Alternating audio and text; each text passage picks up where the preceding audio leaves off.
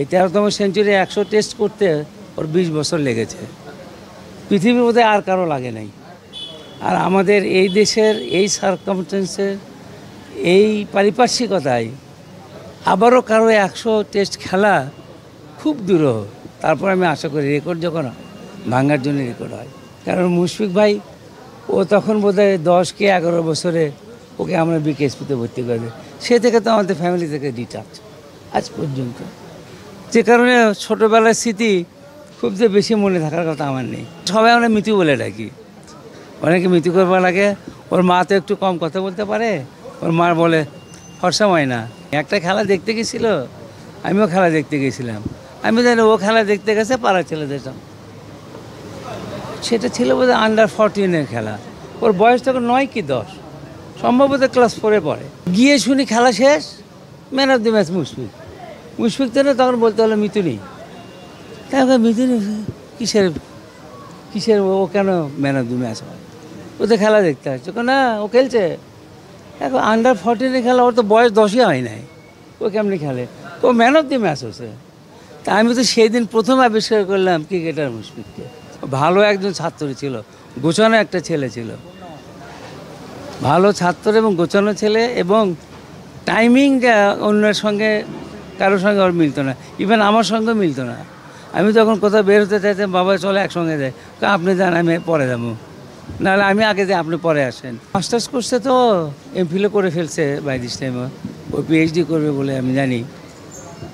এটা তো খেলার বাইরে শুধু লেখাপড়ার কথা বললেন, ওর সবই তো স্পেশাল।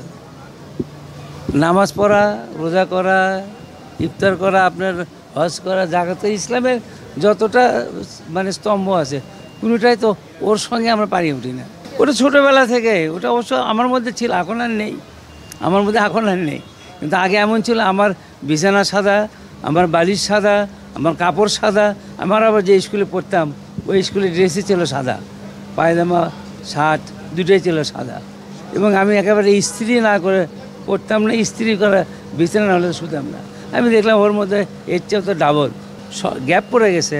ওয়ানডেতে, টি20-তে একটু গ্যাপ পড়ে গেছে মাঝখানে, যেটা মিডল অর্ডারটা পুরনো হয়ে যাবে এবং গুছিয়ে উঠবে সবাই। আমি তো ওরে বিকেএসপিতে ভর্তি করাই না, আমি ভর্তি করাই নাই।